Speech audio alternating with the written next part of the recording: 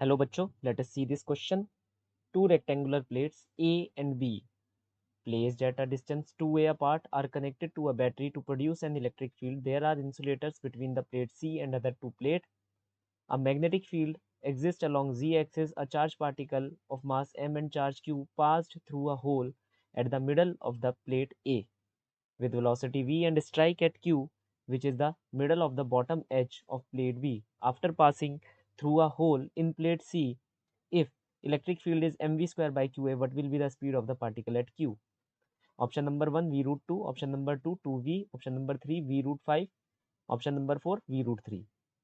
यहाँ हमें दे रखा है कि एक चार्ज पार्टिकल ऐसे इस होल से एंटर करा, magnetic field plus Z direction के अंदर है, जो हमारी इलेक्ट्रिक फील्ड हमें दे रखी है mv स्क्वायर बाय QA हमें दे रखी है। Under the influence of all these two fields वो यहाँ से होता हुआ इस होल से होता हुआ यहाँ से निकल गया विद अ वेलोसिटी जो हमें यहाँ पर निकालनी है, तो हमें नहीं पता यहाँ वेलोसिटी कितनी है।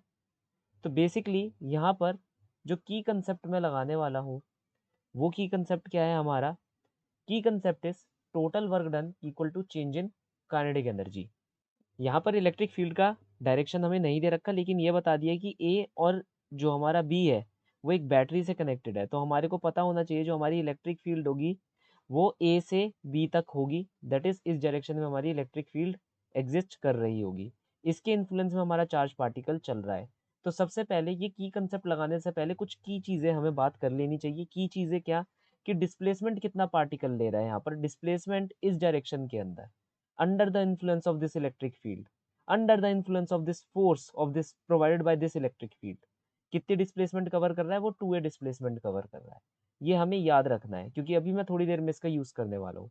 मैं आपको एक और की कंसेप्ट की यहाँ पर याद दिला दूंगा। Work done by magnetic force is always zero, work done by electrostatic force is F dot D R. यहाँ पर इलेक्ट्रोस्टैटिक फोर्स क्या फोर्स लगाएंगे हम? इलेक्ट्रोस्टैटिक की क्या फोर्स लगेगी? It will be E into Q. This is into not dot, ठीक है? ये इंटू है, बस मल्टीप्लाई, एक जनरल मल्टीप्लीकेशन टर्म है। तो ये फोर्स है और डिस्प्लेसमेंट हम कितनी कवर कर रहे हैं यहाँ? 2a। फोर्स भी इसी डायरेक्शन में, डिस्प्लेसमेंट भी इसी डायरेक्शन में, तो मैं यहाँ डायरेक्ट लिख सकता हूँ E Q into 2a into cosine of angle in between them which is 0 degree. दोनों के बीच में 0 डिग्री का एंगल है, तो हमारे पास work done by electrostatic force निकल कर आ जाएगा E q 2a1। Change in kinetic energy, हमारी इनलेट काइनेटिक एनर्जी हमारे को कितनी दे रखी है? हाफ एम वी स्क्वायर, क्योंकि वो वी वेलोसिटी से हमारी प्लेट नंबर ए के अंदर एंटर कर रहा है, फिर किसी सर्टेन वेलोसिटी से यहाँ निकल रहा है। तो चेंज इन काइनेटिक एनर्जी क्या होगा? Final kinetic energy which is half m v dash square, let us say that velocity is v dash minus 1/2 m v square. यहाँ पर ई की वैल्यू आपको पहले से गिवन है, m v square by q a, तो मैं ये यहाँ लगा देता हूँ m v square by q a multiplied by 2a। 2 से 2 काट देंगे और देखिए ऊपर क्यू भी है तो यहाँ लिख दूंगा क्यू से क्यू भी मैं यहाँ पर काट दूंगा, तो आंसर आएगा 2 mv स्क्वायर। तो वर्क डन हमारे पास, टोटल वर्क डन यहाँ पर आना चाहिए। टोटल वर्क डन कितना निकल गया? 2 mv स्क्वायर, और यहाँ पर आ रहा है 1/2 m v dash square minus 1/2 m v square.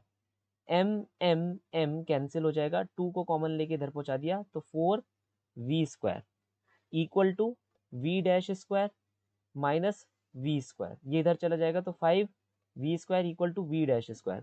तो वी डैश की कितनी वैल्यू आ जाएगी? √5 ऑफ v। तो हमारा क्या ऑप्शन है? थर्ड ऑप्शन हमारा मेल खा रहा है इससे।